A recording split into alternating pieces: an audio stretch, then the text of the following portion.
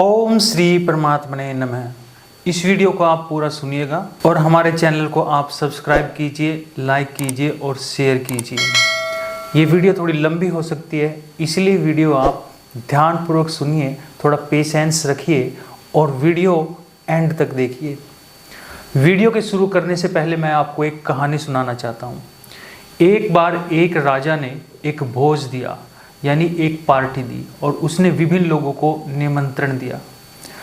राजा के भोज में बहुत सारे लोग पहुँचे, बड़े बड़े वीआईपीज, बड़े बड़े राजा महाराजा निकटवर्ती सीमाओं से, और बहुत सारे साधु भी पहुँचे।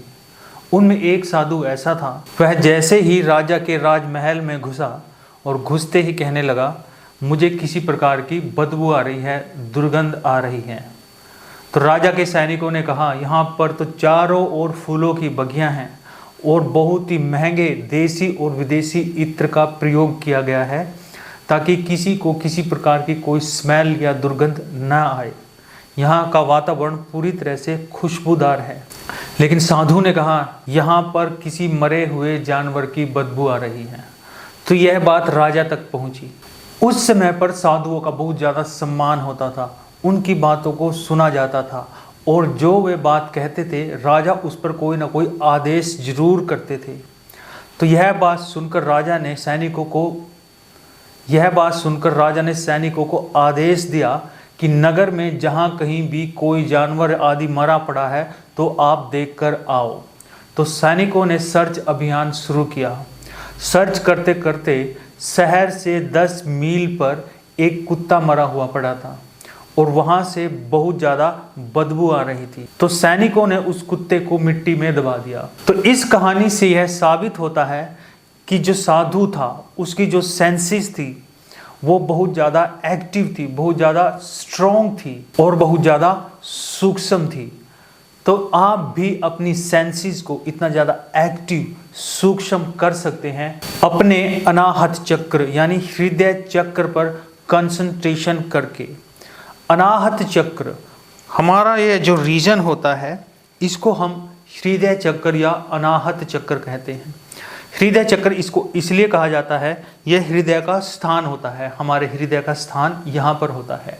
और अनाहत चक्र इसको इसलिए कहा जाता है क्योंकि यहाँ पर लगातार एक ध्वनि आती रहती है और वह बिना किसी आहट के होती है। ध्वनि जब भी पैदा होगी वो किसी न किसी आहट से होगी, यानी आप किसी चीज़ से आपस में टकराएंगे तभी ध्वनि पैदा होती है, अपने आप से होता है ध्वनि पैदा नहीं होती। लेकिन अनाहत चक्र की विशेष बात यह है, यहाँ पर ध्वनि बिना किसी आहट के पैदा होती है और हर समय हर क्षण वो चलती रहती है, लेकिन वह बहुत ही सूक्ष्म होती है। उसको सुनने के लिए हमें गहरी कंसंट्रेशन की आवश्यकता होती है। तो आज के इस वीडियो में हम बातचीत करेंगे हृदय चक्र पर कैसे ध्यान लगाएं और हृदय चक्र का जो अनाहत साउंड है उसको हम कैसे सुने और उसके सुनने से हमें क्या लाभ होंगे, क्या स्पिरिचुअल लाभ होंगे, क्या मानसिक लाभ होंगे, क्या सेंसेस लेवल पर लाभ होगा, क्या इमोशनल लाभ होगा और अपने जीवन में उससे हमें क्या फ़ायदा मिलने वाला है। तो हम किसी भी निर्जन स्थान पर आपका एक रूम ऐसा होना चाहिए जो 100% मेडिटेशन के लिए डेडिकेटेड होना चाहिए। वहाँ पर आसपास यानी बाहर से किसी भी प्रकार की कोई भी ध्वनि, कोई भी कोलाहल नहीं आना चाहिए। यानी आपका जो रूम है वो पूरी तरह से शांत होना चाहिए, उसमें किसी का आना जाना भी नहीं होना चाहिए। वह बहुत अच्छा और क्लीन होना चाहिए। उसमें आप बैठ जाएं, पद्मासन, रिलैक्स। 2 मिनट तक प्राणायाम करने के बाद अब हम प्रयत्न करेंगे हृदय चक्र में अनाहत साउंड को सुनने की। तो इसके लिए हम 2 चीज़ें कर सकते हैं। सबसे पहले हम योनि मुद्रा लगाएंगे इस प्रकार से। यह जो शेप होती है योनि की होती है, इसलिए इस मुद्रा को योनि मुद्रा कहा जाता है। महिलाओं के लिए यह मुद्रा बहुत ज़्यादा लाभकारी होती है, उसके बारे में हम अलग से वीडियो बनाएंगे। लेकिन आज हम बात करेंगे अनाहत साउंड को सुनने का जो कंसंट्रेशन है, उसकी जो प्रैक्टिस है। इस प्रकार से आप हृदय के पास इसको ऐसे लगा सकते हैं और जब आप यह प्रैक्टिस कर रहे होते हैं तो आप अपने कानों में ईयरबड्स डाल सकते हैं जो बंद हों, या फिर मेडिटेशन के लिए स्पेशल ईयरबड्स आते हैं, मेडिटेशन बड्स उनको कहा जाता है, आप उनको अपने कानों में डाल सकते हैं ताकि आपको बाहर की किसी प्रकार की कोई ध्वनि न सुनाई दे। या फिर आप योनि मुद्रा को इस प्रकार से लगाकर अपने दोनों अंगूठों से आपके कान के जो लिड्स हैं उनको आप ऐसे ठग सकते हो इस प्रकार से, और आंखें बंद करके आपने अपने हृदय चक्र में होने वाले साउंड को सुनने का प्रयत्न करना है।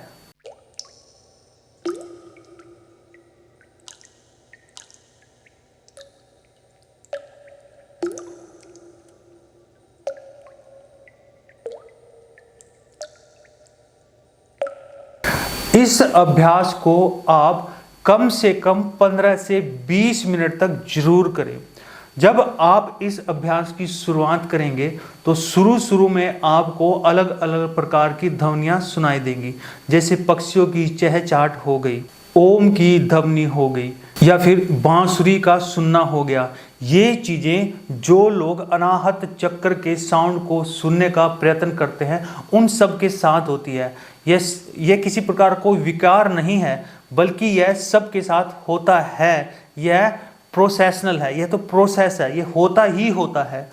और 15 दिन के लगातार अभ्यास के बाद, यानी 15 दिन तक यदि आप लगातार 20 मिनट तक अनाहत साउंड को सुनने का प्रयत्न करेंगे तो आपको अनाहत साउंड सुनने लगेगा। और इसकी आवाज़ जो होती है वो ऐसी होती है जैसे किसी घड़े में पानी की बूंदें गिर रही हों, टप टप टप। इस प्रकार से आपको अनाहत साउंड सुनाई देगा। अब हम बात करेंगे अनाहत साउंड सुनने के हमें लाभ क्या हैं, फायदे क्या हैं, इससे हमें क्या फाइनेंशियल लाभ हो सकते हैं, इससे हमें क्या इमोशनल लाभ हो सकते हैं, या कौन से स्पिरिचुअल लाभ हो सकते हैं। देखो, कोई भी जो अभ्यास किया जाता है वो किया जाता है हम अपने आप को क्या लाभ इससे प्राप्त करेंगे। सबसे बड़ा इसका लाभ ये है जो आपको मिलेगा, इसको मैंने हृदय चक्र कहा है। योग में इस स्थान को हृदय चक्र कहा जाता है। यह हमारे इमोशंस का पार्ट होता है, यानी हमारे जो इमोशंस का संबंध होता है, इमोशंस का जो कनेक्शन होता है वो हमारे हृदय से होता है, बुद्धि से नहीं होता। तो हमारे जो इमोशंस हैं, जो लोग बहुत ज़्यादा इमोशनल हो जाते हैं, छोटी से छोटी बात पर जो बुरा मान जाते हैं, या फिर अंदर ही अंदर इमोशनल हो जाते हैं, दुखी हो जाते हैं, कोई आपसे छोटी सी कोई बात कह दे जिस पर कोई दुखी होने की वजह भी नहीं होती और आप दुखी कर लेते हैं अपने आप को, तो समझ लिए आप ज़्यादा इमोशनल हैं। और इमोशन का ज़्यादा होना आपको दुखी करता है। यह आपको फाइनेंशियल लाभ में, आपकी सामाजिक लाइफ में और आपकी पारिवारिक लाइफ में आपको डिस्टर्ब करता है, दुखी करता है। आप लोगों से अच्छे से बात कर ही नहीं पाओगे। आपके अंदर फियर पैदा हो जाएगा कि मैं किसी को जरा सा भी उल्टा ना बोलूं, किसी का मन ना दुखाऊं, ताकि वह मेरे से तमीज़ से बात करे। आपको यह आदत बनी रहेगी कि जो भी मेरे से बात करे वो पूरी तमीज़ से करे, जरा सा भी मेरे साथ ऊंची आवाज़ में बात ना करे। लेकिन समाज में ऐसा नहीं होता, परिवार में ऐसा नहीं होता। हमें कभी कभी ऊंची आवाज़ भी सुननी पड़ सकती है, लेकिन हमारे इमोशंस थोड़े बैलेंस होने चाहिए, थोड़े स्ट्रॉन्ग होने चाहिए। ऐसा नहीं कि इमोशंस बिल्कुल होने ही नहीं चाहिए, नहीं तो हम निर्दयी बन जाते हैं और अपने आप को और ज़्यादा दुखों में डाल लेते हैं। इमोशंस जरूर होने चाहिए, लेकिन वो बैलेंस में होने चाहिए, इम्बैलेंस नहीं होने चाहिए। तो इससे जो हमारा हृदय है वो स्ट्रॉन्ग होता है, यानी हमारे इमोशंस बैलेंस होते हैं, हम जरा जरी सी बात पर दुखी नहीं होते।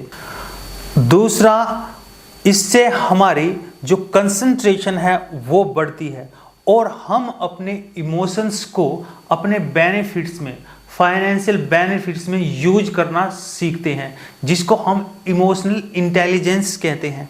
बहुत सारे लोग क्या होते हैं, इमोशंस क्रिएट करने में बड़े माहिर होते हैं और वो झूठे तो नहीं होते, लेकिन उनको पता है कि लोगों के इमोशंस को किस प्रकार से उत्तेजित करना है और उनसे बेनिफिट लेना है। पॉलिटिक्स में ऐसा चलता है, बिजनेस में भी ऐसा चलता है, स्पिरिचुअलिटी में भी ऐसा चलता है। तो आप दूसरे के इमोशंस को राइज करना सीख जाते हैं। यानी अपने इमोशंस के साथ साथ आप दूसरों के इमोशंस को भी कंट्रोलर बन जाते हैं। आप पे एक विशेष प्रकार की शक्ति आ जाती है जिससे आप अपने लिए प्रयोग कर सकते हैं, जिसको आप अपने लिए प्रयोग कर सकते हैं। और सेम एनर्जी का, सेम पावर का आप दूसरों की भलाई के लिए भी प्रयोग कर सकते हैं। यानी आपकी इससे ऊर्जा बढ़ेगी। जो लोग ज़्यादा इमोशनल होते हैं वो अपनी ऊर्जा को अपने दुख में ही खराब कर लेते हैं, लेकिन जब आपके इमोशंस स्ट्रॉन्ग होंगे, मजबूत होंगे, बैलेंस्ड होंगे, तो आप पर बहुत सारी ऊर्जा होगी और आप उसको दूसरों के लाभ के लिए प्रयोग कर सकते हैं और अपने लिए अच्छा जीवन भी आप जी पाएंगे। तो इस प्रकार से हम अनाहत चक्र के साउंड को सुनने से अपने हृदय की शक्ति को बढ़ा सकते हैं, अपनी इमोशनल इंटेलिजेंस को बढ़ा सकते हैं, जिससे हमें फैमिली यानी पारिवारिक, सामाजिक और फाइनेंशियल सक्सेस मिल सकती है। आज के इस वीडियो में बस इतना ही। नमस्कार।